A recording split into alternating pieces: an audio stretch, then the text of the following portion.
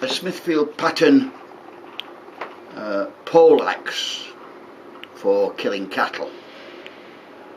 It's been recently rehandled by us, but the head is quite old. This is the business end for killing the beast, and they are hit usually over one eye with this very hard, which will stun them.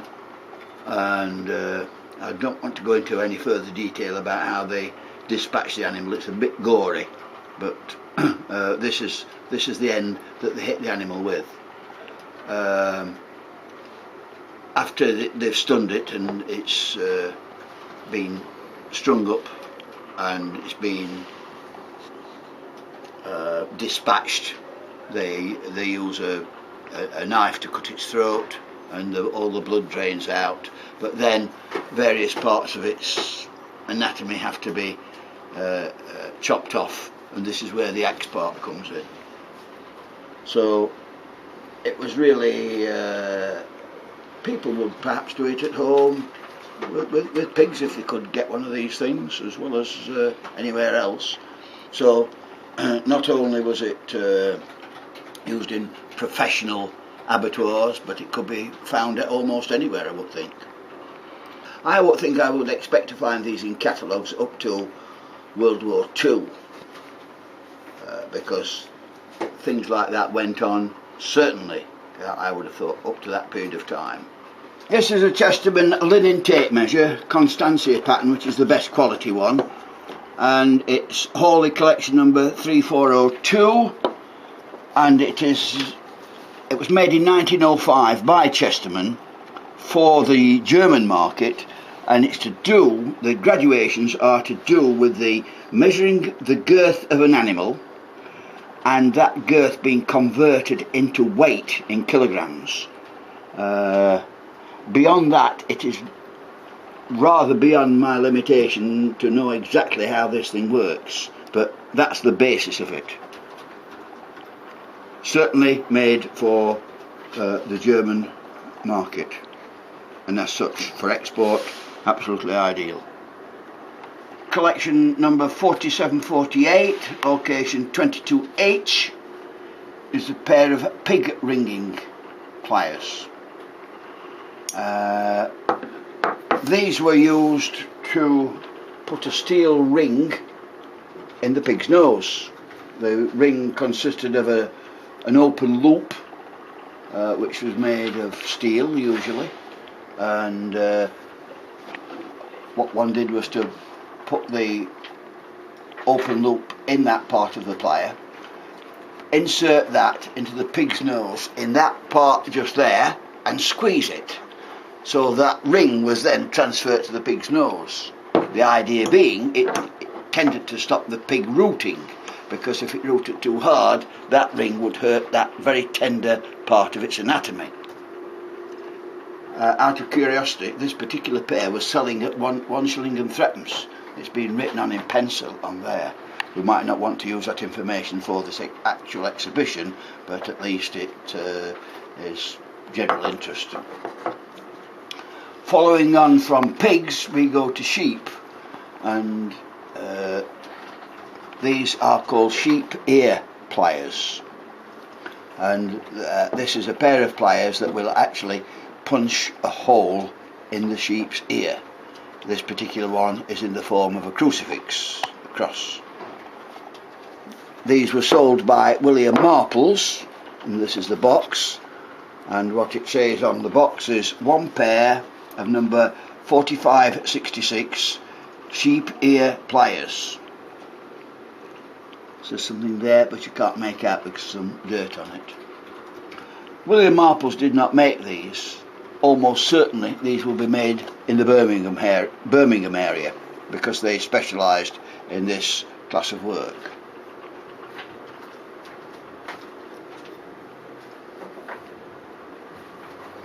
It's got William Marples' mark on there, but that doesn't mean to say they made them. And this was an identification method for sheep, cattle, all sorts of things, and there were literally thousands of these different marks that you could have. Anything, crescents, hearts, any symbol that you care to have, if it could be transposed into one of these things, then you could have it. And we have an Australian catalogue which lists a lot of these things also, and all the different types of marks used in Australia. This is a branding iron, and these came in many sizes.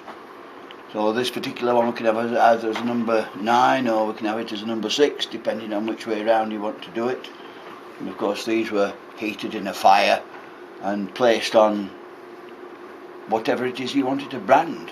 It could be timber, or in many cases they were animals, not necessarily all this size of course. They could be made in any size, from quite small ones, only a few inches, only an inch or so high, right up to this large one.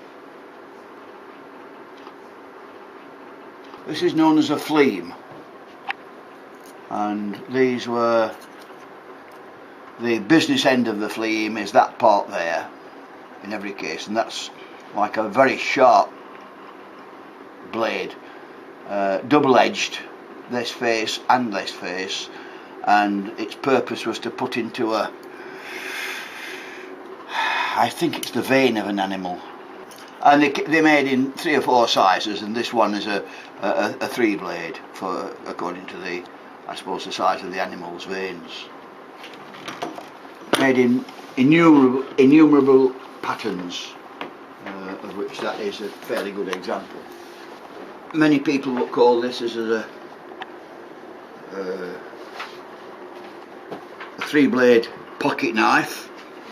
Many would call it a stockman's knife, cattle knife. And this is what's known as a spear point blade. The large blade is a spear point blade. This is a sheep foot blade with a curve on it for getting rot out of sheep foot. In fact, we haven't got a sheep foot. We ought to perhaps have a sheep foot blade knife in here. I must get one and put it in. And this one is a spaying knife, or a spaying blade or castrating blade. Do you need me to elucidate any further on that? Could say it's for whipping them off. This has got KWH on it, so that's one of mine. Made by George Butler, a good knife manufacturer, quite good. So this sort of thing is will be used by sheepmen, cattlemen, in America, Australia, all over the world really. I mean, there were many variations of these, either handle materials. They could be staghorn, or they could be this. I suspect that this is sort of a plastic material, but it could be ebony. There could be any sort of material, and so on. So excellent. We've talked about this being a castrator blade, and castrating seems to have been one of the things that exercised people's minds quite considerably. That's a pair of castrating pliers for sheep. I don't know how long they'd have to hold it on to make it effective, but there's a rubber face against which you get a hard metal facing. These are sheep castrators, as far as I know, for the Australian trade. This is a finger guard, almost certainly. This is the business end. All this lot is hollow here between the two scales. Now I half suspect that if you were doing a lot of these, which there would be when you got them all corralled or whatever they call it in a sheep station, there's going to be lots of messy bits of things hanging around, and I suspect that rather than using a knife like this, where all the gubbins gets in the two scales, when they having open scales like that, then it's very much easier to keep the thing clean. And that's a very much smaller pocket version of that. And of course, if you want to look at the other one, they all follow the same idea. And if we want to go in for the big boys, the really big boys, how you actually hold a big animal, be it a horse or a bull, and decide you've got to clamp them up and screw that down, while it is beyond my imagination. This is what's known as a lambfoot knife, and the blade is always this particular shape, where you've got a straight cutting edge, and it's called a dropped point to it. Single blade, sometimes there might be more than one blade, brass bolster, and these scales are imitation staghorn. Made quite recently, this, I would think, certainly late, very late 20th century, but it's exactly the same pattern. It does say real lambfoot, which is sort of telling us actually what it is, and it's for taking out the dirt and rot out of that sheep get over a period of time to clean the feet out. And other knives would incorporate blades like this as well for cattlemen and so on. Then we move on to sheep shears, which is not an easy subject, but here we have 3 sets of shears that are quite interesting. We'll start with the smaller ones at the far end, and this is reference number 128/1, and these are marked Bergen and Ball. The length of the blades is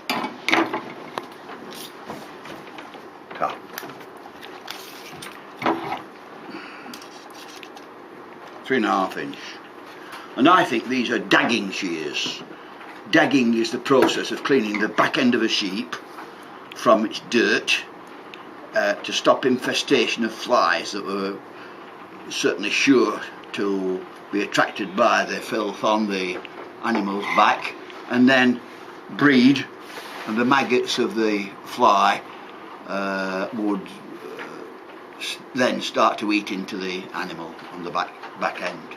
So to avoid that, they used to keep the backsides clean. These are more conventional sheep shears, made by this pair, what is called a single bow, made by Bergen and Ball, whose trademark is sound. Sound being somebody striking a big drum. To me, a bit of a daft trademark. But on the other side of the shear, it's got Mowbray and a bird's clawed foot.